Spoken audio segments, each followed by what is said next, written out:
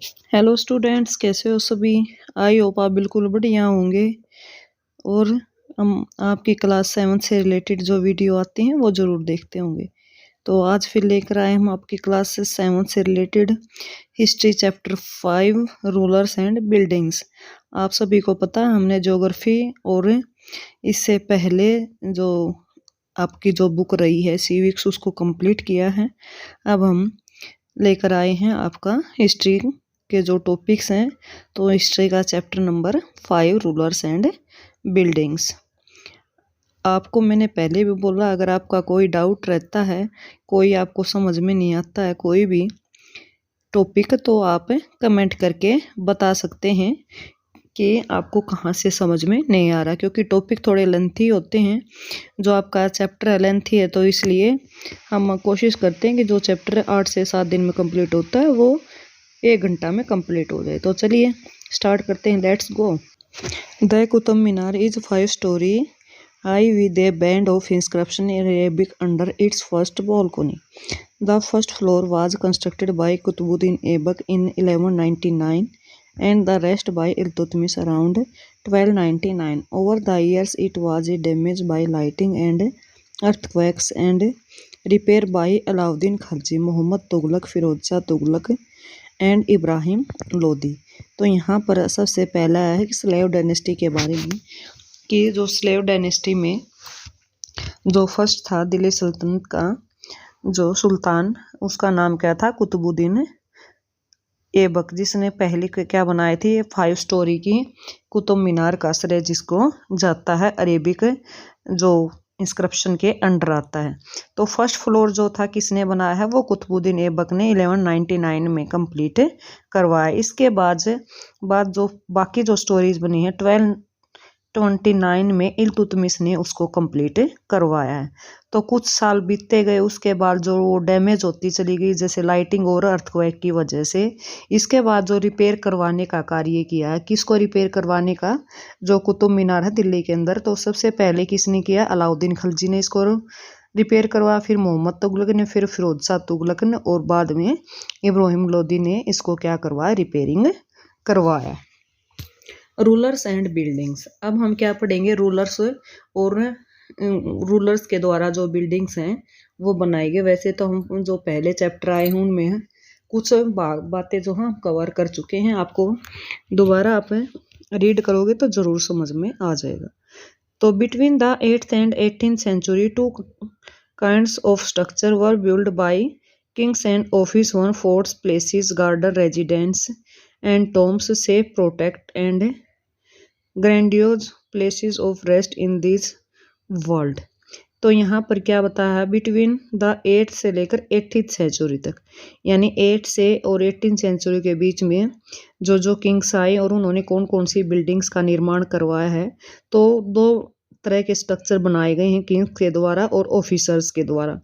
तो क्या बताएगा, फोर्ट बनाए पहले, जिसमें आता है जो पहला पार्ट, जैसे 2 टाइप्स में इसको डिवाइड किया गया है। तो फर्स्ट जो आता है हमारा फोर्ट्स हैं, प्लेसेस हैं, गार्डन, रेजिडेंस हैं and Tombs, save, protect and grandiose places of rest in this world. तो रूलर्स एंड बिल्डिंग्स के अंदर आपको याद रखना, पहले तो क्या बनता है कि भाई कब से कब तक 8 से लेकर 18th सेंचुरी तक 2 काइंड्स में स्ट्रक्चर तैयार किया गया। तो फर्स्ट जो पोजीशन पर आते हैं वो कौन सा है, fort, places, garden, residence and Tombs. तो ये आपका फर्स्ट उस पर रहेगा। सेकंड देखते हैं हम, let's go. Structure meant for public activity including temples, mosque, tanks, well, caravanserays and bazaars. Kings were expected to care for subjects and hence by building structure for their use and comfort. They wanted to get praise from the people. Construction was mostly carried out by others, including merchants, built temples, mosques, and wells. Nevertheless, domestic architecture, large mansion किसको बोला गया, havelis of merchants survived only from the 18th century. तो हमने first position पर क्या क्या आते थे वो बिल्डिंग्स हमने पढ़ी हैं। अब आते हैं सेकंड पर। सेकंड पर क्या है, जो स्ट्रक्चर है मेनली वो पब्लिक एक्टिविटी के लिए बनाया गया था, जिसमें पब्लिक एक्टिविटी कहाँ का होती है, जैसे टेम्पल्स में लोग पूजा करते हैं, मॉस्क्यू में नमाज पढ़ते हैं, टैंक्स हैं, टैंक्स में पानी भरा जाता है, वेल्स जैसे कुएं हैं, या फिर जो कारवांसेरेज या बाजार हैं, ये भी लोगों की सेवा के लिए बनाए जाते थे। Kings were expected to care for subject. जो किंग्स होते थे वो केयर करते थे, जितने भी जो उनसे एक्सपेक्टेड किया जाता था इन सारी चीज़ों के बारे में सोचते थे, और नई नई जो बिल्डिंग्स का जो स्ट्रक्चर है वो तैयार करते थे। ऐसा कंफर्ट स्ट्रक्चर तैयार होता था। They wanted to get praise from the people, कि लोग उनके लिए क्या कर सकें, प्रेज कर सके, यानी लोग राजा की प्रशंसा कर सके कि उन्होंने इतना अच्छा कंस्ट्रक्शन का कार्य करवाया। Construction was most carried out by other including merchants. जो कंस्ट्रक्शन थे मोस्टली कैरिड आउट किए जाते थे अदर्स, या इनके अंदर जो मर्चेंट्स थे वो भी इंक्लूड होते थे। जो टेम्पल्स, मॉस्क्यू, वेल्स या नेवरदिलेस डोमेस्टिक आर्किटेक्चर्स जो थे, लार्ज जो हवेलीज बनाई जाती थी, किसके लिए, मर्चेंट्स के लिए, survived only from the 18th century. ये जो चीज़ें थी सर्वाइव्ड, यानी ओनली 18th सेंचुरी में ये सारी चीज़ों का निर्माण करवाया गया था। तो ये सारी चीज़ों के बारे में आप 8th क्लास में ये सारी चीज़ें आपको बता दी जाएंगी कि नेक्स्ट जो आने वाले चैप्टर्स हैं कि कौन कौन सी बिल्डिंग्स का निर्माण करवाया गया है। जैसे आपने दिल्ली सल्तनत के बारे में तो आपने क्लास 7th में पढ़ा होगा, और बाकी जो जितने भी चीज़ें रहेंगी मुगलों से रिलेटेड वो आपको 8th क्लास में बताई जाएंगी। तो चलिए देखते हैं नेक्स्ट क्या दिया गया है। Engineering skill and construction monuments give insight in the technologies use for construction. A roof for examples is manufactured by placing wooden beams or a slab of stone across four walls, however, making a large room with an elaborate superstructure required more sophisticated skill। तो यहाँ पर क्या बताया गया है, engineer जो skills थे, जो कंस्ट्रक्शन जो मोनूमेंट्स बनाए गए थे वो इन साइंस टेक्नोलॉजी के द्वारा कंस्ट्रक्ट किया गया है। ए रूफ का एक एग्जांपल लेते हैं हम कि जो मैन्युफैक्चर की जाती थी वुडन बीम्स के द्वारा, और या फिर स्लैब जो होते थे स्टोन्स के द्वारा, और मोस्टली 4 वॉल्स बनाई जाती थी। यानी कोई भी बिल्डिंग जब बनाते थे, जो मैन्युफैक्चर जो उसकी रूफ होती थी वो मैन्युफैक्चर किसके द्वारा, मोस्टली वुडन बीम्स के द्वारा, और जो स्लैब होते थे वो स्टोन के द्वारा चारों वॉल्स के ऊपर यानी रखे जाते थे। फिर क्या बताया कि एक मेकिंग ए लार्ज रूम, बड़े बड़े रूम्स भी बनाए जाते थे जो सुपर स्ट्रक्चर रिक्वायर्ड के अकॉर्डिंग, जैसी यानी रिक्वायर्ड होती थी उसी के अकॉर्डिंग, जो एल्बोरेट जो सुपर स्ट्रक्चर रिक्वायर्ड के अकॉर्डिंग, सो मोस्टली जो रूम्स बड़े बड़े जो लार्ज रूम्स थे वो बनाए जाते थे और बहुत ही अच्छे होते थे। एक जो सोफिस्टिकेटेड जो स्किल का उनके अंदर यूज किया जाता था। यानी कहने का मतलब है मोस्टली जो इंजीनियरिंग स्किल होती थी, आज तो हम इंजीनियरिंग की पढ़ाई करते हैं, लेकिन उस समय जो इंजीनियरिंग स्किल्स के माध्यम से जो कंस्ट्रक्शन जो मोनूमेंट्स किए जाते थे वो एक यानी अंदरूनी नज़रिए से, अपनी सोच से, एक टेक्नोलॉजी के माध्यम से कंस्ट्रक्ट किए जाते थे। मोस्टली यहाँ पर दिखाया गया है कि किस तरीके से जो छतों का निर्माण किया जाता था या दीवारों का निर्माण किया जाता था, या जो जिस रूम की रिक्वायर्ड, यानी जितने बड़े रूम की रिक्वायर्ड होती तो उस रूम के अंदर जिस जिस चीज़ की ज़रूरत होती थी उसी के अकॉर्डिंग जो रूम्स को तैयार किया जाता था। एक सोफिस्टिकेटेड स्किल्स का यूज किया जाता था। अब आती है हमारी जो हमने अब तो क्या पढ़ा था 8th से लेकर 18th सेंचुरी के बारे में पढ़ रहे थे। अब हम पढ़ेंगे 7th to 10th सेंचुरी के बीच में क्या क्या हुआ। Architect added more rooms, doors and window to building. Roofs, doors and window were made by placing a horizontal beam across two vertical columns, a styles of architecture called terabit or corbelled, which was used in constructing temple, mosque, tombs, and in building attached to largely stepped well. बेल जो stepped well को बाउली बोला जाता था between 18th and 13 century. तो यहाँ क्या बताया गया है कि भाई 7th to 10th सेंचुरी में कैसे आर्किटेक्ट किया जाता था, यानी यहाँ पर बहुत ज़्यादा रूम्स को ऐड किया जाता था, डोर को और विंडो के द्वारा बिल्डिंग्स को तैयार किया जाता था। रूफ्स, डोर और विंडो ऐसे मतलब हॉरिजेंटल बीम्स को 2 वर्टिकली कॉलम्स स्टाइल के द्वारा आर्किटेक्चर क्या करते थे, कार्य करते थे। ये जो कला होती थी इसको क्या बोलते थे, टेराबीट बोलते थे, या फिर जो जिसको हम कह सकते हैं कोर बेल्ट, जिसका यूज़ कंस्ट्रक्शन जो बनावट थी इसका यूज़ टेम्पल बनाने में, मॉस्क्यू बनाने में या टॉम बनाने में या फिर बिल्डिंग को अटैच करने में किया जाता था। तो इनके साथ एक मतलब स्टेप वेल यानी सीढ़ियों की एक कुआं होता था जिसका निर्माण किया जाता था, जिसको बाउलीज बोला जाता था। मेनली 18th और 13th सेंचुरी में इसका निर्माण किया गया था। आप मोस्टली अगर पुरानी जगह जाकर देखते हैं तो ये बावली का निर्माण आपको जरूर मिलेगा, यानी एक छोटा सा कुआं यानी तालाब नुमा होता है जिसमें सीढ़ियाँ उतरती थी, जिसके अंदर पानी को इकट्ठा किया जाता था। तो ये जो निर्माण बताया गया ये 7th से लेकर 10th सेंचुरी का बताया गया कि किस तरीके से बहुत ज़्यादा रूम्स होते थे, फिर उनके डोर विंडो के द्वारा बिल्डिंग तैयार की जाती थी।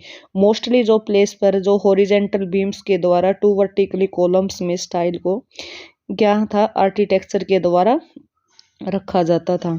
इसको क्या नाम दिया जाता है, टेराबीट का नाम दिया जाता है। और मोस्टली जो ये कंस्ट्रक्शन का कार्य होता था टेम्पल, मॉस्क्यू और टॉम्स में किया जाता था, एक दूसरे के साथ इनको बनाया जाता था। और मोस्टली ये जगह बनती थी जिसको हम बाउली बोलते हैं, ये टेम्पल, मॉस्क्यू और टॉम्स के साथ अटैच होती थी। और ये 18 to 13 सेंचुरी के बीच की बताया गया।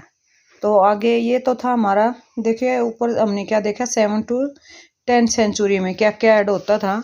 और जो बाद में ये बताया गया है कि जैसे जो टॉम्स, मॉस्क्यू और ये टेम्पल्स बनते तो कैसे इनके साथ बाउली को अटैच किया जाता था। ये हमने पढ़े हैं बिटवीन 8 to 13 सेंचुरी। देखते हैं अभी 8 to 13 सेंचुरी में और क्या था। Temple construction in the early 11th century. तो क्या बताया गया है, जो टेम्पल कंस्ट्रक्शन का जो कार्य होता था वो अर्ली 11th सेंचुरी में स्टार्ट हुआ है। देखिए पहले हमने क्या पढ़ा है कि भाई क्या क्या कार्य होता था, कैसे कैसे दरवाजे होते थे। जो हमारी सेंचुरी रही है 7 to 10 सेंचुरी में कैसे बहुत सारे दरवाजों के साथ डोर्स होते थे, डोर्स के साथ विंडो होती थी, दरवाजे को डोर को, और कैसे रूफ्स बनाई जाती थी। उसके बाद हमने क्या पढ़ा है कि भाई जो 10 जो हमारी 13 सेंचुरी तक, जो 10 to 13 सेंचुरी में क्या रहा है, कैसे टेम्पल, मॉस्क्यू और टॉम बनाए जाते थे, उनके साथ बाउली को अटैच किया जाता था। इस तरीके से कंस्ट्रक्टेड का कार्य किया जाता था। अब क्या बताया गया है कि 11th सेंचुरी में टेम्पल कंस्ट्रक्शन किया जाता था, यानी टेम्पल्स का निर्माण किया जाता था 11th सेंचुरी में। तो किंग बताएगा, किंग दंतीदुर क्या दिया गया है, धनंग देवा ऑफ द चंदेल, एक किंग होता था जो चंदेल वंश से संबंधित रखता था, और नाम क्या है उसका, Dhanang Deva. Dynasty constructed the Kandariya Mahadeva temple dedicate to Shiva in 1999 in had an ornamented gateway leading to an entrance and the main hall Mahamandapa where dance were performed। तो यहाँ पर क्या बताया गया है आपको कि एक किंग धनंग देवा होता था, चंदेल डायनेस्टी से जो बिलोंग रखता था, उसने कंदरिया महादेव टेम्पल बनाया था 999 में। और ये किसको जाता था, ये लॉर्ड शिवा के लिए डेडिकेट था। और इसने यहाँ का जो गेट ये जो बनवाया था वो ऑर्नामेंट से सजा था, और जो मेन हॉल था उसको क्या बोले थे, महामंडप बोलते थे, जहाँ पर डांस परफॉर्मेंस की जाती थी। The image of chief deity was kept in the main shreni, the place for ritual worship where only the king, his immediate family, and priest gathered. The Khajuraho complex contained royal temple where commons were not allowed entry. The temple were decorated with elaborately carved sculpture. तो यहाँ पर देखिए क्या बताया गया कि जैसे हमने पढ़ा कि जो धनंग देवा ने महादेव को शिवा महादेव का मंदिर बनवाया था, टेम्पल बनवाया था, और वहां पर एक बीच में महामंडप होता था जहां पर जो डांस परफॉर्मेंस किया जाता था और सामने किसी देवी देवता की जो इमेज होती थी, इमेज के सामने ही ये डांस परफॉर्मेंस की जाती थी। और एक जगह देखिए आपको मेन श्रेणी एक ग्रह नाम की, जो गर्भगृह एक जगह का नाम, एक प्लेस होता था जहां पर जो ओनली जो किंग था, जो राजा था, वो अपनी फैमिली के साथ और मेनली जो प्रीस्ट जो वो पुजारी वगैरह होते थे वो उस जगह पर गैदर होकर क्या करते थे, पूजा पाठ करते थे। यानी जिस जो भी उनका आराध्य होता था उसके सामने पूजा पाठ करते थे और बाकी उनके साथ गैदरिंग कोई नहीं होता था। सिर्फ आपको याद रखना ओनली किंग, उसकी फैमिली मेंबर जो जो जरूरी होते थे और बाकी जो पुजारी वगैरह थे वहां पर गैदर होकर पूजा करते थे। द खजुराहो कॉम्प्लेक्स, अब आते हैं Khajuraho complex content royal temple were Commons were not allowed entry. तो खजुराहो कॉम्प्लेक्स के अंदर जो रॉयल टेम्पल थे, ये रॉयल टेम्पल्स थे जहां पर कॉमन पीपल को आना नॉट अलाउड होता था, यानी जो सामान्य जो जनता होती थी उनको आना नॉट अलाउड होता था। ओनली जो मेन जो किंग होता था या किंग से रिलेटेड जो फैमिलीज मेंबर होते थे वही उनके अंदर एंट्री कर सकते थे। The temple were decorated with the elaborately carved sculpture, और जो टेम्पल्स होते थे वो मतलब एल्बोरेटरी कार्व्ड स्कल्पचर के द्वारा क्या किया जाता था, उनको डेकोरेट किया जाता था। तो इनकी जो सजावट होती थी वो कार्व्ड स्कल्पचर के द्वारा तैयार किया जाता था। आगे देखिए एक मंदिर के बारे में पढ़ेंगे हम, जो हम पहले भी पढ़ चुके हैं। तो let's go the Rajeshwara temple at Thanjavur. तो ये हमने जो हमारे पिछले चैप्टर थे, शायद चैप्टर 2, उसमें हमने पढ़ा था राजेश्वरा टेम्पल के बारे में। राजा राजेश्वरा टेम्पल जो तंजावर के अंदर है, has the tallest shikhara among the temple of its time, so building it was not easy as there were no cranes in those days and it was too heavy to lift manually the 90-ton stone for the top of the shikhra. Hence the architects built an inclined path not too steep that started over 4 kilometers away from the top of the temple, placed the boulder or roller and rolled it all the way to the top. तो यहाँ पर क्या बताया गया है कि आपको याद होगा तो राजा राजेश्वरा जो टेम्पल था वो चोलों ने बनवाया था, जिसमें राजा राज प्रथम और राजेंद्रन जो राजा थे वो इसके अंदर शामिल थे। और ये कहाँ पर बनाया गया है, ये तंजावुर में बनाया गया मंदिर है। तो यहाँ पर देखिए इस टाइम जो ये मंदिर था इसका सबसे ऊंचा शिखर होता था इस मंदिर का, और ये बिल्डिंग बनाने कोई इजी तरीका नहीं था क्योंकि इस मंदिर के ऊपर जो स्टोन यानी जो 90 टन का एक स्टोन या पत्थर रखा गया टॉप के ऊपर। उस समय ये क्रेन वगैरह की कोई व्यवस्था नहीं थी जो पत्थर को उठाकर बारी ऊपर शिखर पर रख दे। तो इसलिए जो आर्किटेक्ट थे उन्होंने इसके लिए कि उस पत्थर को ऊपर तक ले जाने के लिए कितना 4 किलोमीटर का रास्ता बनाया, यानी धीरे धीरे से एक रैंप के द्वारा, यानी उसको पत्थर को 4 किलोमीटर मंदिर से 4 किलोमीटर दूर का रास्ता जहां से धीरे धीरे से उस टेम्पल के ऊपर किसको ऊपर चढ़ाया गया, उस 90 टन का जो स्टोन था जो पत्थर था उसको चढ़ाया गया। Place the border of rollers and rolled it all the way the top. इस तरीके से जो धीरे धीरे से उस जो पत्थर था उसको रोल करके, यानी रोलर्स के माध्यम से उसको रोल कर करके टॉप के ऊपर, जो टॉप का जो रास्ता था जो वहां तक जाता था उसके ऊपर उस स्टोन को स्थापित किया गया। तो ये जो स्टोरी है, आपको स्टोरी नहीं, एक क्या है, एक रियलिटी है कि किस तरीके से उस समय भी कितने अच्छे जो आर्किटेक्चर होते थे, जो बहुत मुश्किल काम को भी कितना आसान बना देते थे। तो यहाँ से आपको क्या पता चला है कि उस समय जो तंजावुर का जो मंदिर था, उसका जो शिखर था, वो सबसे ऊंचा शिखर होता था। और वहां पर जो ऊंचे शिखर में 90 टन्स का जो स्टोन लगा था, तो किस तरीके से आर्किटेक्चरों ने उसको एक स्केल के माध्यम से 4 किलोमीटर का रास्ता धीरे धीरे रोल करवाकर उस टेम्पल के टॉप तक उस पत्थर को चढ़ाया था। आगे देखिए, the path was dismantled after the temple was constructed, but the resident of the area remembered the experience of the construction of the temple for a long time. Even now, a village near the temple is called Charupalam, the village of the incline. तो यहाँ पर देखिए, जो रास्ता था, जो वो रास्ता बनाया गया था उस पत्थर को चढ़ाने के लिए, उसको क्या गया, डिसमेंटल्ड बना कर दिया गया बाद में, जब टेम्पल कंप्लीट हो गया।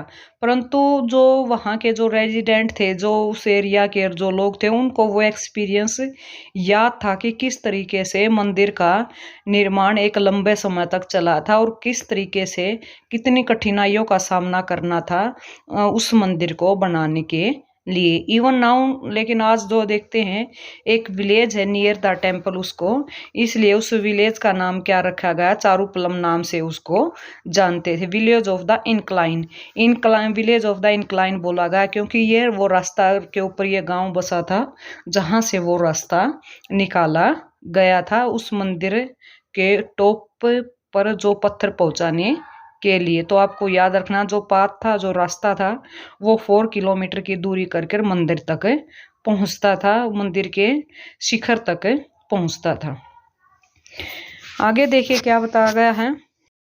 यहाँ हमने क्या पढ़ा था कि किस तरीके से जो टेम्पल का निर्माण करवाया जाता था, जो टेम्पल्स होते थे 13th सेंचुरी में, उनका निर्माण किया जाता था। अब देखते हैं 12th सेंचुरी में क्या हुआ है। Two noticeable technology and stylish developments from the 12th century. तो यहाँ पर क्या नोटिसेबल टेक्नोलॉजी और स्टाइलिश डेवलपमेंट हुआ 12th सेंचुरी में, वो देखते हैं। Architecture from card argued the weight of the superstructure above the doors and window was sometimes carried by arches. Two high quality limestone cement mixed with stone chips hardened into concrete increasingly used in construction helped make the construction of large structure easier and faster. तो यहाँ पर 12th century में दो बातें क्या देखने को मिली है जो स्टाइलिश डेवलपमेंट और टेक्नोलॉजी में। तो फर्स्ट क्या है कि जो आर्किटेक्चरल फॉर्म होती थी उसको आर्क्यूट के नाम से जाना जाता था। The weight of super structure above the doors, जो वेट होता था वो डोर्स के ऊपर रखा जाता था कोई भी स्ट्रक्चर बनाने के लिए, और विंडो के ऊपर। Was sometime carried by arch, तो इस तरीके से किसके, जो आर्च के ऊपर कैरिड किया जाता था कई बार। सेकंड क्या बताया कि भाई हाईली क्वालिटी जो लाइम स्टोन सीमेंट का यूज किया जाता था, जिसके अंदर जो मिक्स स्टोन चिप्स को मिक्स किया जाता था हार्डेंड इनटू कंक्रीट, किसको, जो कंक्रीट होता था वो उसको हार्डेस्ट क्वालिटी में ले जाने के लिए, और इनक्रीजली यूज इन कंस्ट्रक्शन, यानी मोस्टली कंस्ट्रक्शन के कार्य में इसको यूज किया जाता था। हेल्प मेक द कंस्ट्रक्शन, इससे जो कंस्ट्रक्शन जो कार्य होता था वो लार्ज स्ट्रक्चर में, यानी ज़्यादा मात्रा में क्या होता था, ईजी भी हो जाता था और फास्टर भी हो जाता था। तो यहाँ पर आपको देखिए दो तरह की टेक्नोलॉजी बताई गई है 12th सेंचुरी की। एक टेक्नोलॉजी क्या बताई गई है कि किस तरीके से डोर्स के ऊपर और विंडो के ऊपर जो है जो हैवी पत्थर को स्ट्रक्चर किया जाता था, किसके द्वारा कैरिड किया जाता था, आर्ट्स के द्वारा। और सेकंड क्या बताया गया है, हाई क्वालिटी का लाइमस्टोन सीमेंट का यूज किया जाता था उन बिल्डिंग्स को बनाने के लिए, और उसके अंदर क्या मिक्स किया जाता था, मिक्स विद स्टोन चिप्स को मिक्स किया जाता ताकि उसके अंदर ज़्यादा हार्डेस्ट आए। यानी कोई भी हम बिल्डिंग, जैसे आज हम सीमेंट का यूज करते हैं, सीमेंट को मिलाते हैं ताकि वो जो भी हम चीज़ बना रहे हैं वो ज़्यादा मजबूत बने, यानी ज़्यादा से ज़्यादा उसके अंदर हार्डेस्ट आए।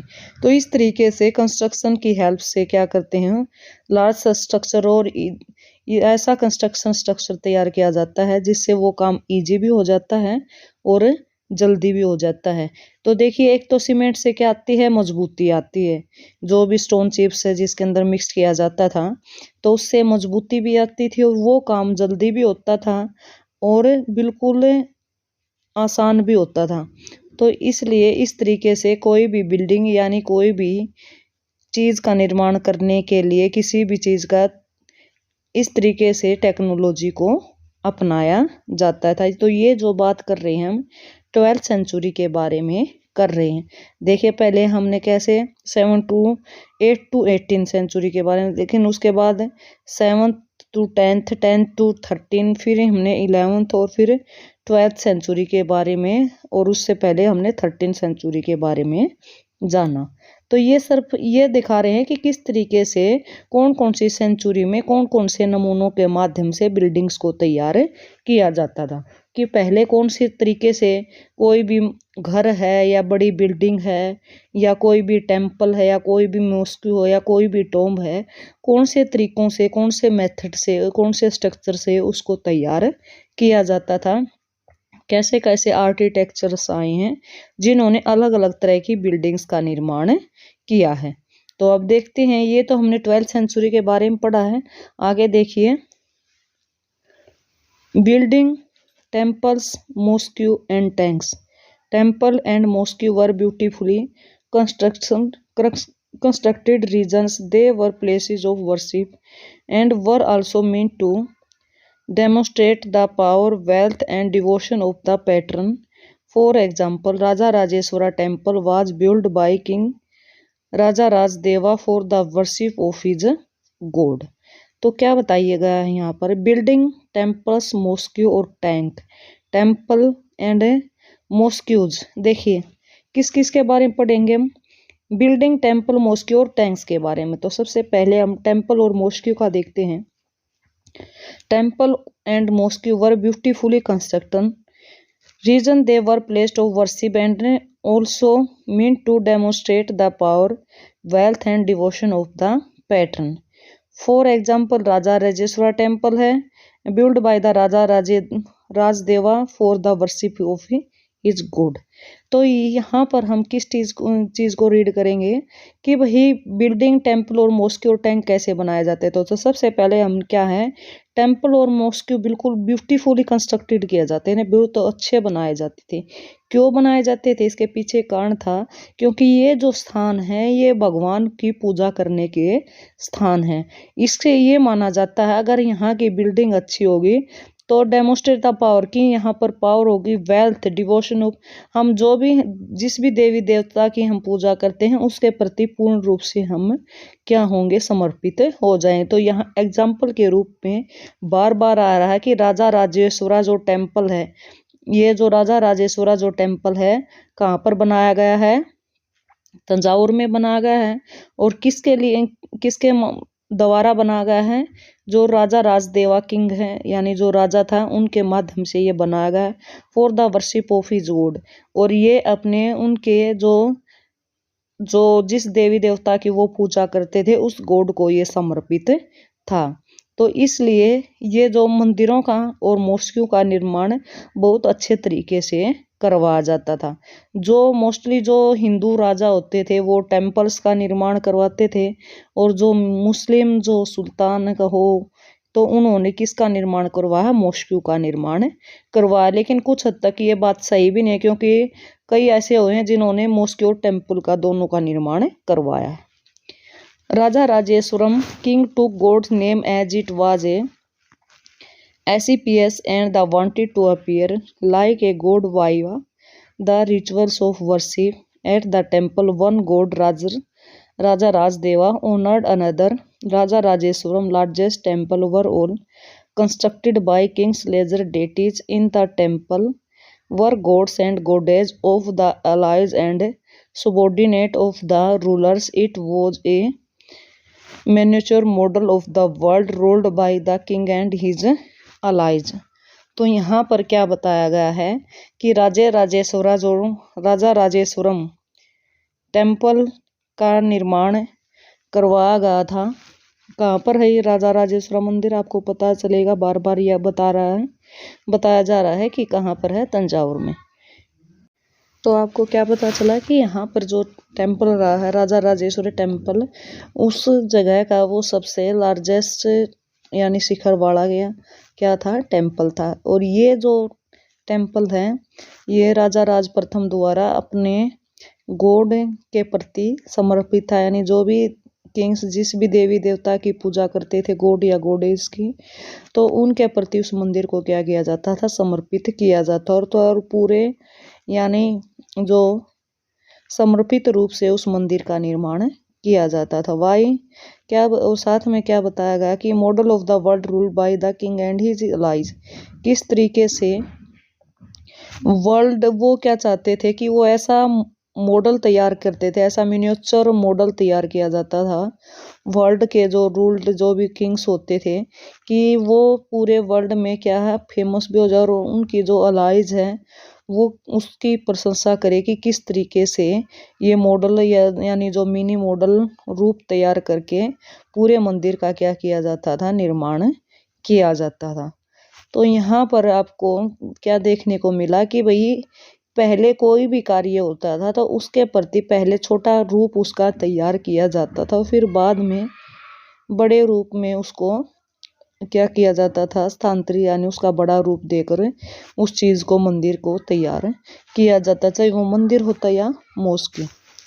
मुस्लिम sultans and padshahs did not claim to be incarnations of God. Persian court chronicles described the Sultan as the shadow of God, and inscription in the Kuwait al-Islam mosque God chose Alauddin as a king. He had the qualities of Moses and Solomon, the great lawgiver of the past, the greatest lawgiver and architect.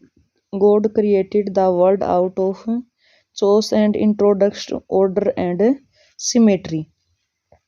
तो यहाँ पर क्या बताया गया, जो Muslim sultans हैं and जो padshahs did not claim to be, कि उन्होंने जो मुस्लिम सुल्तान रहे हैं या जो भी पेड सेज रहे हैं वो क्लेम नहीं करते हैं कि किस तरीके से उन्होंने जो पर्शियन गॉड कोर्ट रहे हैं, कौन कौन से नियम्स उनके जो डिस्क्राइब यानी बताए गए हैं सुल्तान्स के, वो क्या बोल रहे हैं। सुल्तान का मतलब क्या होता था, शैडो ऑफ गॉड, यानी गॉड की परछाई।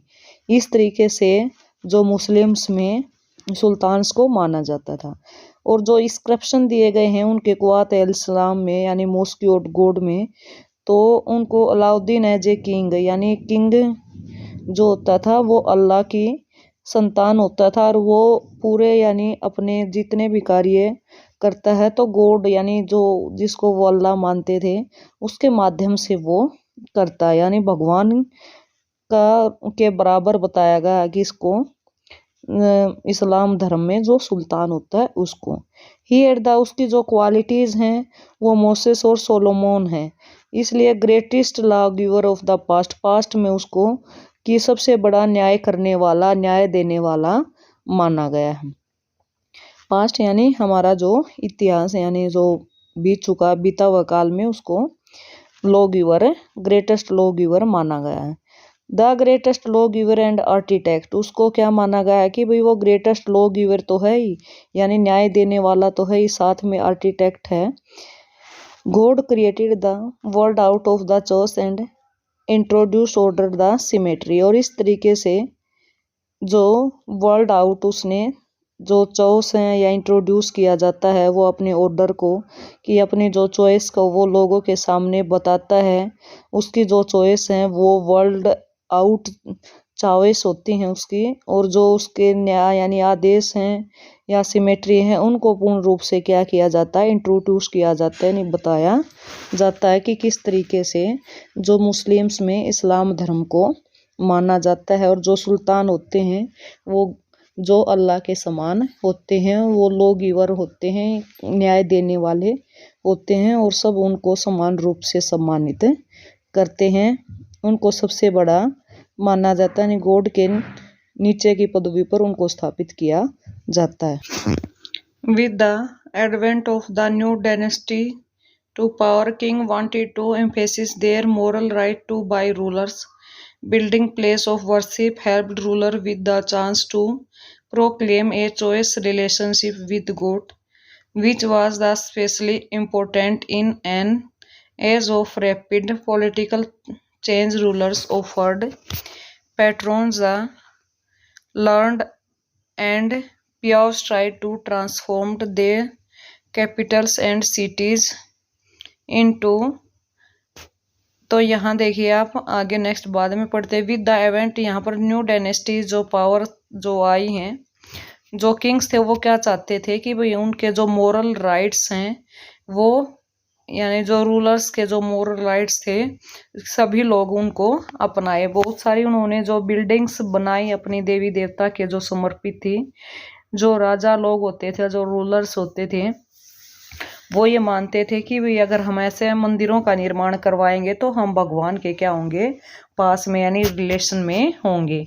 विच वॉज द स्पेशली रूप से जो इम्पोर्टेंट अगर ये एज टाइम देखा जाए तो वो मानते थे कि अगर हम अच्छे मंदिरों का निर्माण करवाएंगे तो हमारे जो पॉलिटिकल जो चांस होते हैं, जो चेंज होते हैं रूलर्स के, वो अच्छे होंगे।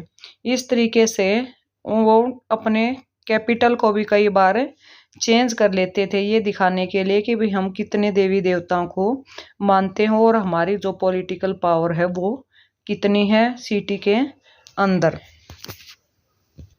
Into great cultural centre brought fame to their rule and their realm made precious water available by constructing tanks and where Sultan Iltutmish constructed a large reservoir just outside Delhi, a kohana called the Hauj-e-Sultani or the King reservoir।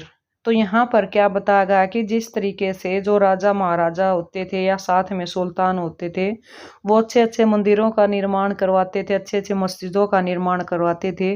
वो सिर्फ वो अपनी power को दिखाने के लिए क्या किया जाता था, करवाते थे। तो इससे हमें क्या पता चलता है कि वो अपनी पावर के साथ साथ बहुत सारे जैसे पॉलिटिकल रूप से भी अपनी राजधानी को क्या कर लेते थे, चेंज कर लेते थे। अगर कल्चरल सेंटर से भी हम देखते हैं तो बहुत सारे राजा जो अपनी प्रसिद्धि पाने के लिए जो प्रेशियस वाटर अवेलेबल करवाते थे, इसके लिए वो क्या करवाते थे, टैंक्स का निर्माण करवाते थे, यानी पानी के रिजर्वेशन का निर्माण, कि पानी को इकट्ठा किया करके रखा जाए ताकि आने वाले जो मुश्किल समय है जहाँ जब पानी की जरूरत होगी तो उसका यूज किया जाए। तो सुल्तान इल्तुतमिश ने क्या करवाया था, एक ऐसा ही लार्ज जो रिजर्वोयर का निर्माण करवाया था। जो दिल्ली ए कोहना के नाम से जाना जाता था या फिर हौज-ए सुल्तानी के नाम से भी जाना जाता था, या फिर इसको क्या कह सकते हैं हम, किंग्स रिजर्वोयर के नाम से भी जान सकते हैं। यानी इस तरीके से जो मेनली जो रूलर्स होते थे वो ऐसी चीज़ों का निर्माण करवाते थे, यानी कोई ऐसी नई चीज़ का निर्माण ताकि लोग उनके नाम से उसको जान सके, वो बंदा आने वाले जो पीढ़ी दर पीढ़ी क्या हो सके अपनी प्रसिद्धि पा सके। जैसे हमने देखा था स्टार्टिंग में कि कुतुब मीनार का निर्माण कुतुबुद्दीन ऐबक ने करवाया था, लेकिन बाकी जो स्टोरीज थी उसका निर्माण किसने करवाया था, इल्तुतमिश ने करवाया था। फिर हमने कौन से मंदिर के बारे में पढ़ा था, राजा राजेश्वर मंदिर जो तंजावुर में है उसके बारे में पढ़ा था कि किस तरीके से इस मंदिर का निर्माण राजा राजेश्वर के द्वारा यानी राजा राज प्रथम के द्वारा करवाया गया। उससे पहले हमने चंदेल वंश के एक शासक के बारे में पढ़ा था, धनंगदेवा, कि उन्होंने कैसे महादेव के जो टेम्पल का निर्माण करवाया है। तो ये जो सारे किंग्स थे या जो भी सुल्तान थे वो कोई ऐसी जगह का निर्माण करवाते थे, जैसे आप अब ये पढ़ोगे आने वाले उस पर कि रेड फोर्ट का निर्माण करवाया गया, या फिर रेड फोर्ट के साथ साथ जो ताजमहल का निर्माण करवाया गया। तो इन सारी जो मोनूमेंट्स का निर्माण किसी न किसी किंग्स के द्वारा या फिर जो सुल्तान के द्वारा या किसी भी रूलर्स के द्वारा करवाया जाता है। तो चलिए नेक्स्ट देखते हैं हम, नेक्स्ट में क्या आता है। Rulers often constructed tanks and reservoir big and small for use by ordinary people. Sometimes these tanks and reservoirs were part a temple, mosque or a gurudwara, a place of worship and congregation for Sikhs। तो यहाँ पर क्या देखिए, जो rulers होते थे वो tanks का निर्माण या छोटे बड़े जो भी रिजर्वोयर्स का निर्माण करवाते थे। यूज मेनली जो यहाँ से जिस पानी का ये यानी इनमें जो पानी रखा जाता था, मेनली जो ऑर्डिनरी लोग होते थे वो लोग इसका यूज करते थे। समटाइम्स जो टैंक्स थे या जो भी रिजर्वोयर्स थे ये किसके टेम्पल के आसपास है या मॉस्क्यू के या गुरुद्वारा के आसपास है बनाए जाते हैं। तो आप सभी को पता होगा गुरुद्वारा क्या है, एक ऐसा प्लेस है जहाँ पर मुस्लिम लोग क्या करते हैं, वर्शिप करते हैं। कभी आप अमृतसर गए हो या किसी अमृतसर में बहुत बड़ा गुरुद्वारा आपको देखा भी हो तो आपने जो स्वर्ण मंदिर के नाम से फेमस है, तो वैसे भी छोटे जो शहर हैं वहाँ पर भी कहीं ना कहीं गुरुद्वारा आपको देखने को मिल सकता है। और आप देखना गुरुद्वारे में जैसे एंट्री करते हैं तो पानी वगैरह का फुल प्रबंध वहाँ पर किया जाता है।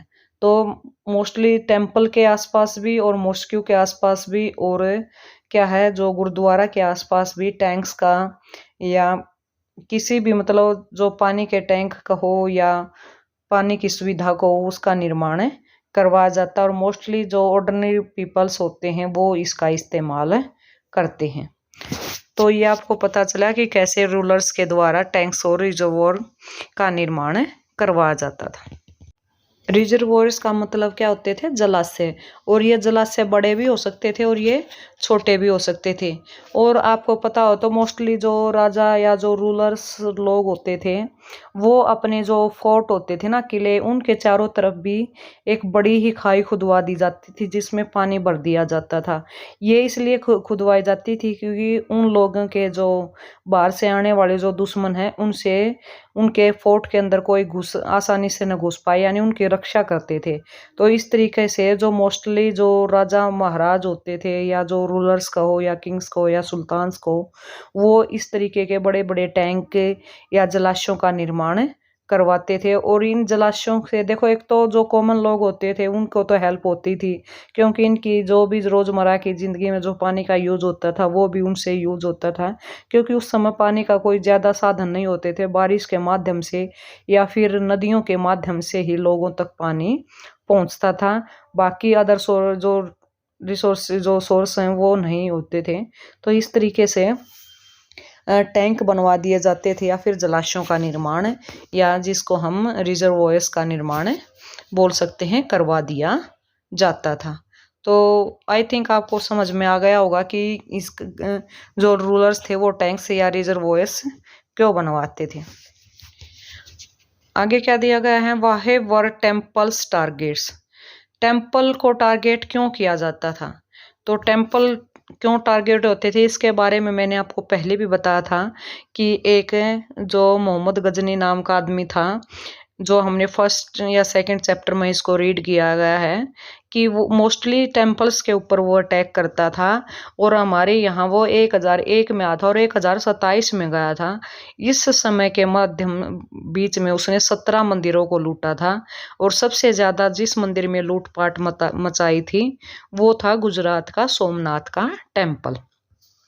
आगे क्या दिया गया है कि टेम्पल्स को टारगेट क्यों बनाया जाता था। Since temple were build a demonstrate a king's devotion to god and their power and wealth when they attacked one another kingdoms, they often target these buildings. Early 19th century Pandyan king Srimara Sri Vallabha invaded Sri Lanka and defeated King Sena first 1831 to 1851 का time इसका रहा है। तो यहाँ पर क्या गया, जो मोस्टली जो टेम्पल्स का जो निर्माण किया जाता था, क्या बताया गया, ये जो टेम्पल्स होते थे ये किंग्स की क्या दिखाते थे, गॉड्स के प्रति उसका समर्पण, उसकी पावर और उसके पास जो धन है वो सारा ये चीज कौन दर्शाते थे? टेम्पल्स दर्शाते थे कि भाई जिस राजा का जो टेम्पल्स है वो अच्छा होगा, तो ये माना जाता था कि भाई राजा कौन से देवता के प्रति समर्पित है, उसके पास कितनी पावर है और कितना उसके पास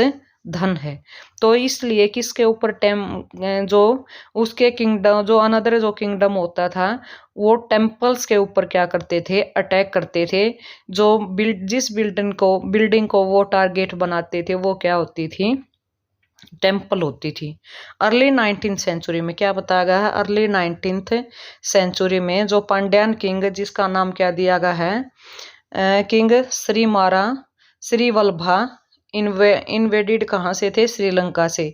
और किसको हरा था? जो डिफीटेड किंग जो थे सेन फर्स्ट थे। और इनका जो सेन फर्स्ट का जो टाइम रहा है 1831 से लेकर 1851 तक का टाइम इनका रहा है। तो यहाँ से आपको पता चला कि किस तरीके से किसी भी राजा को हराने के लिए वो सबसे ज्यादा जो अटैक किए जाते थे वो किसके ऊपर किए जाते थे? मंदिर के ऊपर अटैक किए जाते थे। आगे क्या दिया गया है? According to a Buddhist monk and chronicler Dhamkiti, he removed all the valuables. The statue of Buddha made entirely of gold in the jewel place and the golden image in the various monasteries. All these he seized in order to avenge this blow to the pride of the Sinhalese ruler. The next Sinhalese ruler, Sen II, ordered the general to invade Madurai, the capital of the Pandys. तो यहाँ पर देखिए हमने क्या पढ़ा था कि इस तरीके से सेना ने किसको हरा दिया था। तो यहाँ पर अकॉर्डिंग टू बुद्धिस्ट मोंक क्या होता? साधु। कि एक बुद्धिस्ट यानी महात्मा बुद्ध के जो सेवक रहे हैं उनको क्या बोला गया? बुद्धिस्ट। मोंक यानी साधु। उनके द्वारा और एक क्रॉनिकल दो धम्मकीर्ति नाम का एक आदमी उन्होंने बताया कि किस तरीके से ही रिमूव्ड ऑल द वैल्यूबल्स की उनकी जो वैल्यूज थी उनको कैसे रिमूव किया जाता था। एक स्टैचू था कहाँ पर? श्रीलंका में। आपको अगर याद हो तो मैंने ये बताया था कि भाई शायद ये 6th क्लास में आता है कि अशोक महान एक राजा होता था और उसका बेटा और उसकी बेटी वो उन्होंने अशोक ने किसको अपना लिया था? बौद्ध धर्म को अपना लिया था और उन्होंने अपने बेटे और बेटी को विदेशों में बौद्ध धर्म का प्रचार करने के लिए भेजा था। तो यहाँ पर कहाँ पर? श्रीलंका में। क्या बताएगा? स्टेचू ऑफ द बुद्धा किसका स्टेचू है? बुद्धा का स्टेचू। और किसके द्वारा? यानी गोल्ड और जो ज्वेल्स प्लेस के माध्यम से बनाया गया है। एंड द गोल्डन इमेज, और उनकी जो इमेज थी वो गोल्डन बनी हुई थी। बहुत सारी मोनेस्ट्रीज क्या होती है? ऑल दीज इज सेज्ड, उसके आसपास इस तरीके से बनाई गई है। मोनेस्ट्रीज यानी जो स्तूप हैं वो बनाए गए हैं। In order to do avenge the blow to the pride of the Sinhala ruler, यानी सिहेला कौन?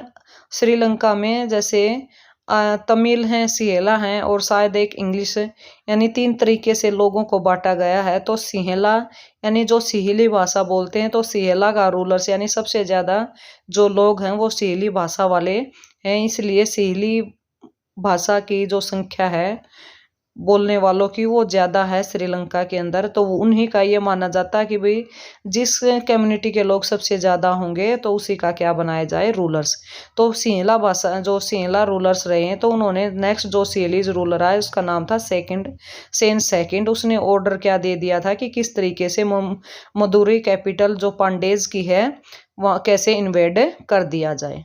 The expedition made a special effort to find and restore the gold statue of Buddha. Early 11th century Chol king Raja Rajendra Pratham built a Shiva temple in his capital, filled in with prize statue which set from defeated ruler. The list include a sun pedestal from the Chalukya, a Ganesha statue and 12 statue of Durga.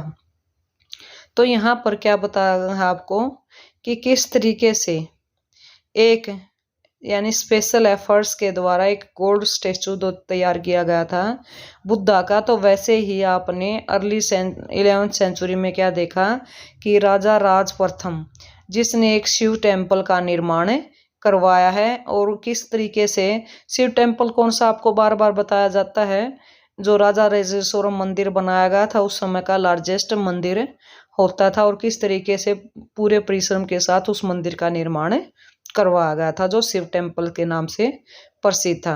तो उन्होंने Shiv temple का निर्माण करवाया। तो ये जो Shiv temple से इसको ये पता चलता है कि राजा के पास कितनी पावर्स थी। तो किस तरीके से बाकी जो हारे हुए रूलर्स थे उन्होंने उसका कैसे वो उसको किस नज़रिए से देखते थे। इस लिस्ट में एक इंक्लूड करते हैं कि किस तरीके से चालुक्य ने एक गणेश स्टेचू बनाया और बहुत सारे दुर्गा के स्टेचू बनाए, यानी मूर्तियां स्थापित की हैं। A Nandi statue from the eastern Chalukyas, an image of a Bhairava a form of Shiva and Bhairavi from the Kalinga of Orissa and a Kali statue from the Palas of Bengal. Sultan Muhammad of Ghazni, a contemporary of Rajendra first, attacked the temples of defeat king, looted their wealth and idols. Not a very important ruler at that time by a destroying temple, especially the one of the Somnath, won credit as a great hero of Islam।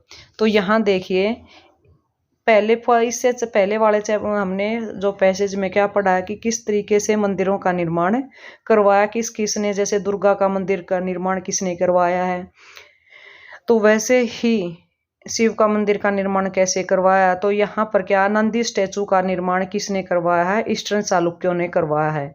एक image है भैरव की, एक form of Shiva, ये भैरवी ये किसने करवाए हैं, Kalinga of Orissa, कलिंग्स होते थे, कलिंग्स ऑफ उड़ीसा, कलिंग्स एक जगह का नाम है उड़ीसा में, वहां पर इसको बनाया गया। एंड एक काली स्टेचू, एक काली माता का स्टेचू बनाया गया, किसके द्वारा, पाल्स के द्वारा, और कहाँ पर, बंगाल के अंदर ये स्टेचू बनाया गया। लेकिन सुल्तान मोहम्मद गजनी एक, आपको मैंने पहले ही बताया है कि ऐसा आक्रमणकारी था जिसने इंडिया के ऊपर आक्रमण किया, और मोस्टली जो अटैक करता था वो कहाँ पर करता था, कंटेम्प्रेरी रूप से टेम्पल्स के ऊपर अटैक करता था। उस टेम्पल के ऊपर अटैक करता और क्या करता, वहाँ से बहुत सारा वेल्थ यानी धन को लूट लेता था। इस तरीके से वो एक अच्छा आइडल्स नहीं था, किसके लिए, रूलर्स के लिए।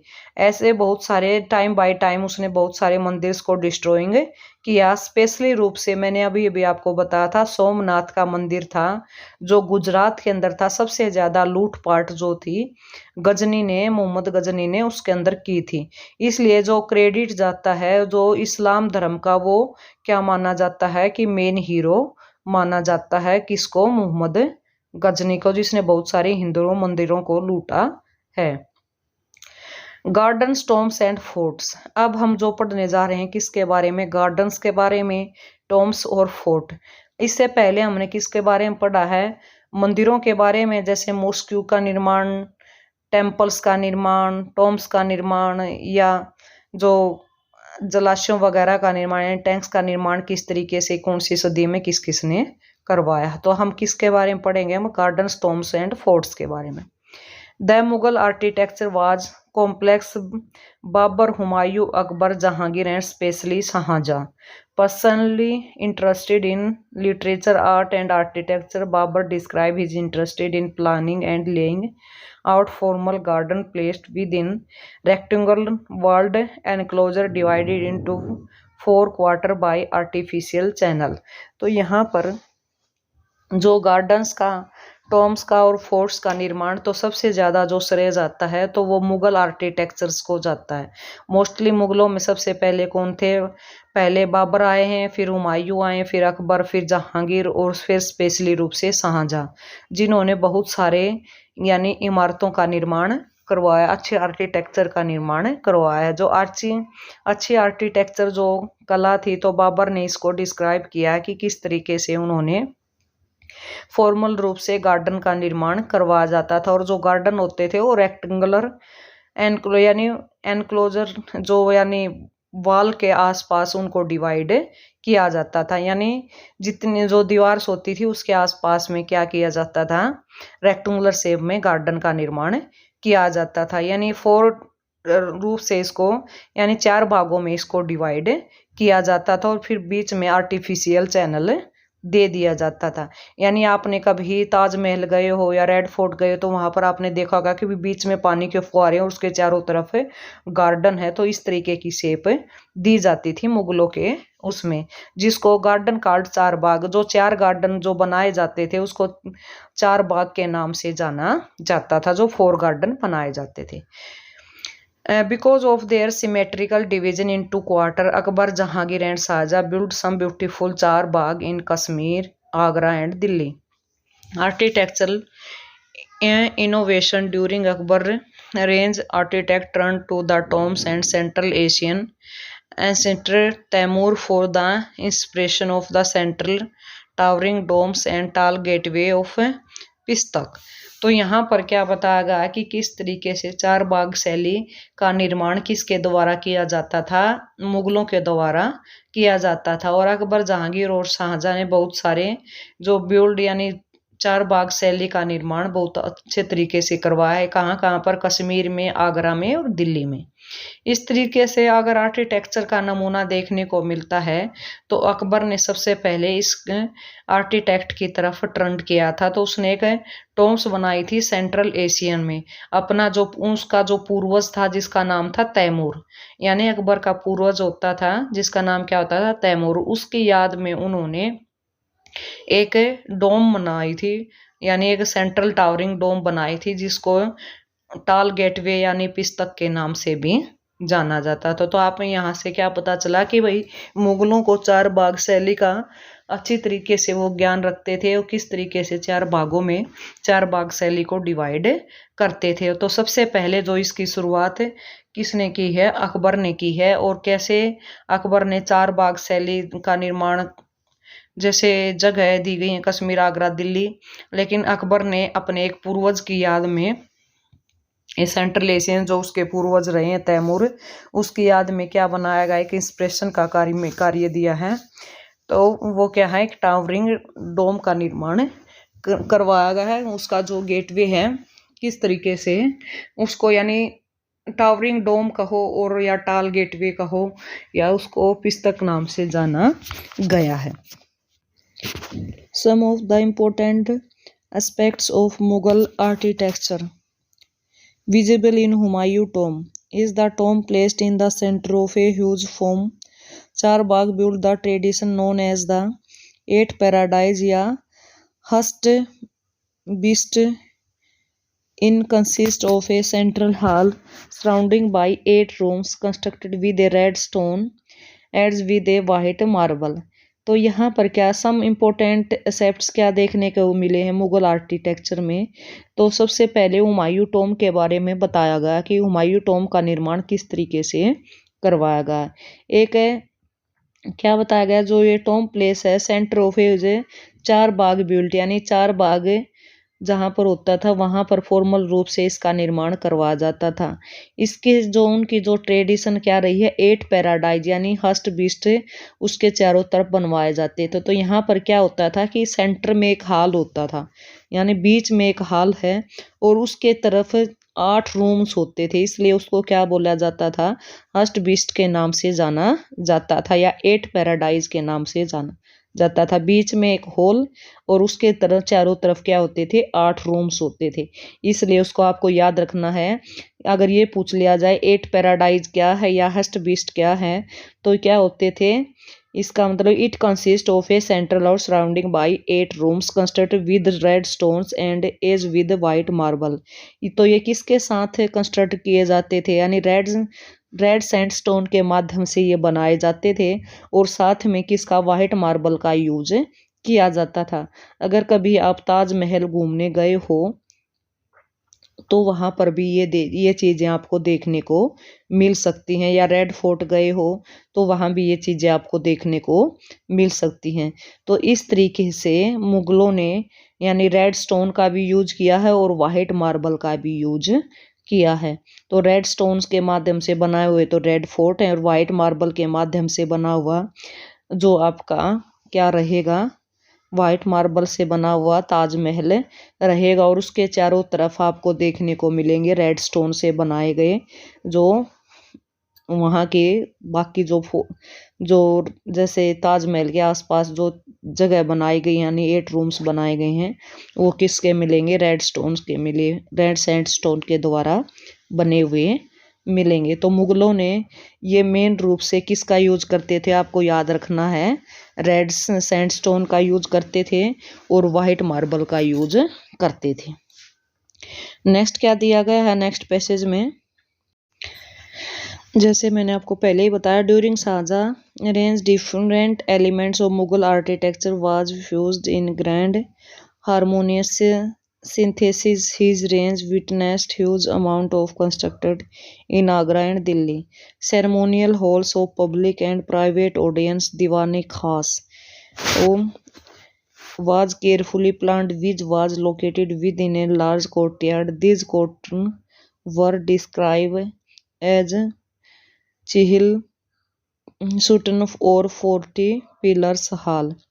तो यहाँ पर क्या बताया गया है कि भाई शाहजहां ने डिफरेंट एलिमेंट्स के द्वारा मुगल आर्किटेक्चर को और भी सजा दिया है। अगर किसी भी आर्किटेक्चर का नाम को हो यानी जो कला शैली में सबसे पहला जो नाम आता है, जो ग्रांड हार्मोनियस सिंथेसिस का नाम आता है, वो किसका रहेगा, शाहजहां का नाम रहेगा। वो एक अपने समय का एक अच्छा विटनेस है जिसने बहुत ज़्यादा मात्रा में बहुत ज़्यादा बिल्डिंग्स का निर्माण करवाया आगरा और दिल्ली में। जैसे आपको पता है कि दिल्ली का आगरा किसने बनवाया, सॉरी दिल्ली में जो रेड फोर्ट है वो किसने बनवाया है, वो किसने बनवाया, शाहजहां ने। और आगरा में जो ताजमहल है वो किसने बनवाया, शाहजहां ने। अगर एक आप जामा मस्जिद का नाम आपने सुना होगा, सबसे बड़ी मस्जिद है, वो उसका निर्माण भी किसने करवाया है, शाहजहां ने। यानी सबसे ज़्यादा जो बिल्डिंग्स बनाने का कार्य किया है वो किसने किया है, शाहजहां ने किया है। एक सेरेमोनियल हॉल बनाया है जिसमें पब्लिक और प्राइवेट ऑडियंस बैठती थी, जिसको दीवाने खास के नाम से भी जाना जाता था। केयरफुली रूप से इसको प्लान किया गया है। ये जगह एक लार्ज कोर्टयार्ड, एक यानी बीच में एक अच्छा बड़ा कोर्टयार्ड होता था, जो जिसको हम कोर्ट यानी कोर्ट के नाम से डिस्क्राइब करते थे। उसमें जो एज ए यानी उसके अंदर 40 पिलर्स का वो एक बड़ा हॉल होता था, जिसको कोर्ट कहो या कोर्टयार्ड कहो, जहाँ पर जब कोई भी खास मीटिंग होती थी तो वहाँ पर सभी लोगों को इकट्ठा किया जाता था। तो आपको याद रखना वो कितने पिलर से बना हुआ होता था, 40 पिलर से बना हुआ होता था। तो ये बात याद रखनी है कि बहुत ही केयरफुली प्लान किया जाता था कि किस तरीके से एक लार्ज कोर्टयार्ड बनाया जाए, एक बड़ा कोर्टयार्ड बनाया जाए। इस कोर्टयार्ड में यानी 40 पिलर्स का एक बड़ा हॉल होता था जिसमें पब्लिक या प्राइवेट ऑडियंस बैठती थी, जिसको दीवाने खास के नाम से या दीवाने एम के नाम से भी जाना जाता था। दीवाने खास या दीवाने आम, दीवाने खास का मतलब होता था जो मेन जो प्राइवेट लोग होते थे उनको दीवाने खास, और दीवाने आम जो पब्लिक यानी लोकल जो जनता होती थी उसको दीवाने आम के नाम से जाना जाता था। Shahjahan audience hall resembled a mosque pedestal where his throne was placed and described as the Qibla. It was in a direction in which people faced while offering the prayer. Architectural features suggest the idea of king as a representative of God on earth and connection between royal justice and the imperial court. तो यहाँ पर क्या बताया गया कि शाहजहां जो audience hall था वो इस तरीके से रिजेंबल्ड किया जाता था कि शाहजहां ऑडियंस हॉल को एक मॉस्क्यू यानी मॉस्क्यू की बात थी, जहाँ पर जो भी यानी शाहजहां होता था या कोई भी मुगल एम्परर होता था वो क्या करता था, अपने सिंहासन पर जो बैठता था तो किस तरीके से यानी जो जनता उसके सामने होती थी तो उसको के क्या नाम से, किबला के नाम से जाना जाता था। इस तरीके से जो उसका जो फेस होता था वो लोगों की तरफ उस डायरेक्शन में होता था जहाँ से लोग उसके लिए क्या कर सके, प्रेयर कर सकें। आर्किटेक्चर अगर फीचर्स देखते हैं तो ये आइडियाज किसका होता था, किंग्स का होता था। किंग्स अपने आप को क्या रिप्रेजेंट करता था, गॉड ऑन अर्थ, यानी जो अर्थ का देवता है वो कौन है, स्वयं किंग्स हैं। इस तरीके से वो ये मांगता था कि उनके बीच में connection between royal justice and the imperial court की दोनों के बीच में बहुत अच्छा कनेक्शन होता है, रॉयल जस्टिस के बीच में भी और इंपेरियल कोर्ट के बीच में भी। नेक्स्ट क्या दिया गया है, this was emphasised by Shahjahan in his newly constructed court in the Red Fort at Delhi. Behind emperor throne was a series of Pitradura that depict the legendary Greek god Orpheus. It is believed that Orpheus' music could calm furious beats until they coexist together peacefully. तो यहाँ क्या बताया जा रहा है कि this was emphasis by Shahjahan in this newly constructed court in the Red Fort at Delhi, कि जो शाहजहां था यानी शाहजहां कौन था, मुगल बादशाह था, जिसने क्या करवाए थे, एक कोर्ट यानी जिसको रेड फोर्ट बोला गया, कहाँ पर इसको कंस्ट्रक्टेड करवाया यानी कहाँ पर बनवाया है, दिल्ली के अंदर। रेड फोर्ट आपको पता होगा दिल्ली का फेमस है, वैसे अकबर ने जो रेड फोर्ट है वो कहाँ पर बनाया है, आगरा में। इसके बाद क्या है कि वो जब जो शाहजहां था सिंहासन पर बैठा तो एक पितरदूरा जो शैली चली थी जो ग्रीक गॉड के नाम से फेमस, जो ये म्यूजिक है शांतिमय ढंग से एक साथ रहने से कि किस तरीके से हम एक दूसरे के साथ शांतिमय ढंग से रह सकते, ये प्रेरणा ये म्यूजिक देता है। तो ये पितरदूरा जो डिपिक्ट है ये कहाँ से लेजेंडरी है, कि ग्रीक गॉड से जो प्रेरणा प्रेरित हुई है। आगे देखिए, Shahjahan audience whole aim to communicated that the king justice would treat the high and the low as equal, creating a world where all could live together in harmony. In Shahjahan capital was Agra and nobility had homes and amidst formal gardens built in the Chahar Bagh format, also known as river front garden. तो यहाँ पर क्या बताया गया, शाहजहां ने एक audience hall बनाया था जहाँ पर वो सभी के साथ क्या करता था, न्याय और इक्वली लो का यहाँ पर क्या माना गया कि सभी वर्ल्ड के अंदर सबके साथ एक जैसा व्यवहार करना चाहिए, सभी एक दूसरे के साथ प्रेम पूर्वक रहें। शाहजहां की कैपिटल जो थी आगरा में थी, जहाँ पर चार बाग शैली का क्या किया गया था, फॉर्मेट तैयार किया गया था और एक रिवर फ्रंट गार्डन का निर्माण किया गया था। तो ताजमहल का निर्माण उसने ऐसे ही करवाया था, किसने, शाहजहां ने। Shahjahan adapt the river front garden to the layout the Taj Mahal white marble museum was placed on a terrace by the edge of the river and the garden was to in south. Shahjahan developed architecture form as a mean to control the access the noble had to the river. तो क्या बताया, शाहजहां ने river front एक garden बनाया था ताजमहल के सामने। ताजमहल किससे बना, वाइट मार्बल से बना, और उसका टेरेस के यानी एक टेरेस और उसके जो किनारे पर कौन सी, यमुना जो रिवर है वो उसके साउथ में बहती है। शाहजहां ने डेवलप्ड किया है अपनी आर्किटेक्चर को और मोस्टली यानी जो उसका जो एक्सेस पावर थी वो कहाँ पर थी, कंट्रोल करने के लिए उसने रिवर के साथ अपना ताजमहल का निर्माण करवाया। In the way city of Shahjahanabad constructed in Delhi, the imperial place commanded the river front and only specially favoured noble like the adult son Dara Shukoh was given access to the river, all other had to the construct their homes in the city away from the river Yamuna. तो उसने अपनी एक नई city बनवाई थी जिसका नाम था शाहजहाबाद। तो वो कहाँ पर कंस्ट्रक्टेड करवाई थी, दिल्ली में। और ये भी किसके किनारे थी, ये भी यमुना नदी के किनारे थी। और इसका एक बड़ा बेटा था किसका, शाहजहां का, जिसका नाम क्या था, दारा शिको था। वो बहुत ही अच्छा यानी एक नोबल्स पर्सन था जो सबसे प्रेम करता था और बाकी को भी इस तरीके की प्रेरणा देता था कि वो सबसे प्रेम से रहें। ऑल अदर जितने भी यानी उन्होंने अपनी जो शाहजहाबाद में जो जगह बनवाई थी शाहजहाबाद में, तो बाकी के होम्स भी अपनी सिटी में वहीं पर बनवाए थे ताकि जो पीपल्स हैं, उसके रिलेटिव्स हैं या जो भी सैनिक हैं, बाकी जो उसके साथ जो लोग रहते थे वहीं पर शाहजहाबाद में उसकी जगह के साथ क्या थे, सभी के लोगों के घर वहां पर निर्मित करवाए थे। और एक वहां का एक मेन बाजार आज भी फेमस है, आप कमेंट करके बता सकते हैं उस बाजार का क्या नाम रहेगा, जो दिल्ली में आज भी बिल्कुल फेमस है। अगर आपको नहीं पता है तो आप कमेंट करके इस क्वेश्चन में पूछ सकते हैं कि कौन सा बाजार है जो शाहजहाबाद के नज़दीक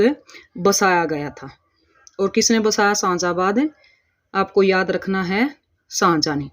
रीजन एंड एम्पायर, अब ये पढ़ेंगे रीजन और एम्पायर्स में। Between the 8th to 18th century constructed activity increase rise in sharing of ideas cross region trading of the region adopted by another examples in Vijayanagar the elephant stable of the rulers were strongly influenced by the style of architecture। तो यहाँ पर क्या बताया, between two 8 to 18 century में जो activity बताई गई हैं, तो यहाँ भी एक अक्षेत्र बताया जिसका एग्जाम्पल दिया है विजयनगर से।